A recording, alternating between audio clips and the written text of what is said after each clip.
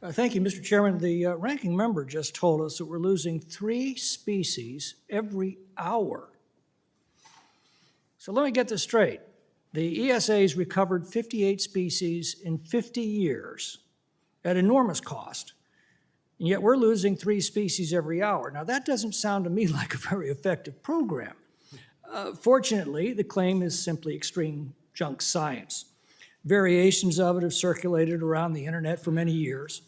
The BBC, which is hardly a right-wing cable network, thoroughly debunked this claim in 2012. In part, it reported, and I quote, "The International Union for Conservation of Nature, the IUCN, has listed 801 animal and plant species, mostly animal, known to have gone extinct since 1500. And then they asked the question, if it's really true that up to 150 species are being lost every day, shouldn't we expect to be able to name more than 801 extinct species in 512 years? Mr. Chairman, I'd ask unanimous consent to enter into the record the BBC expose entitled Biodiversity Loss, How Accurate Are the Numbers, dated April 25th, 2012. Mr. Bibbert, you said this, and we all agree with it, that no one wants to see a species go extinct if it can be prevented. Why shouldn't captive breeding programs be used to meet ESA requirements? They've been used to bring species like the California condor back from the very brink of extinction.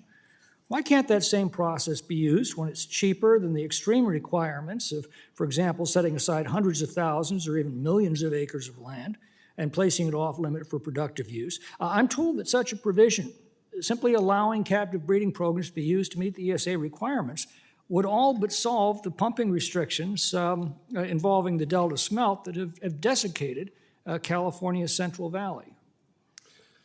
Thank you for the question. Because it's not about the smelt and it's not about the frog, it's about the water. And it's really about power, control. And, you know, my grandfather told me back when I was in high school, he told me he didn't want me to come back to farm. He said, find another job, be a teacher, biologist, do something, don't come back. Forgive me, but I've only got a few minutes to ask. What he said. Well, let me move to Mr. Wood. Any reason why we shouldn't be able to use captive breeding programs to meet these requirements and maintain these species at healthy levels? It's not ideal. I think most people would like to see ecosystems conserved, but it absolutely plays a vital role and often can be far more effective than some of the other tools that are used. Yeah, we're told that somehow they're different, but biologists told me that the difference between a species bred in captivity and one in the wild is the difference between a baby born at a hospital and a baby born at home. Is that accurate? That's right. In terms of the role they can play in the ecosystem, that, you know, if you were By the way, I have a bill that would do exactly that. Mr. Chairman, I'd sure like to get a hearing on that bill in the near future. Can I get your commitment to do that? Thank you.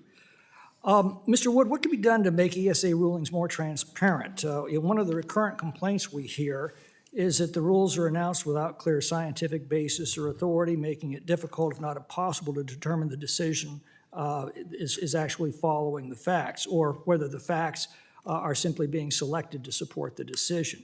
Is that a legitimate concern, and if so, what can be done to correct it? I think so. There is a problem and a lack of consistency across decisions. Different policy judgments we made or different readings of the science will vary from administration to administration, from decision to decision. The repeal of the habitat definition is a good example of this, where the service's purported reason to go without a definition, to essentially fly blind in the critical habitat space, was they wanted the flexibility to decide what habitat might mean from one species to the next, rather than defining the term and following a consistent, clear policy. One of the great ironies of the ESA is that it often works against the species that it's supposed to protect. A prime example is the spotted owl. Protecting spotted owl habitats put them off limits to forest management. The lack of forest management caused catastrophic buildup of excessive fuels. The wildfires that resulted wiped out the very spotted owl habitats that they were supposed to protect. For example, the rim fire in my district in the Sierra Nevada wiped out 46 spotted owl habitats, the king fire another 32. What would have been a more effective way to protect the spotted owl? to encourage the maintenance and restoration of the habitat. It's one of the fundamental problems. When the ESA was enacted, the assumption was if we just leave species alone, they'll magically recover, and that's simply not true. We need incentives to encourage people to go out and do the hard work of restoring habitat and pursuing proactive recovery efforts. Thank you. I yield back.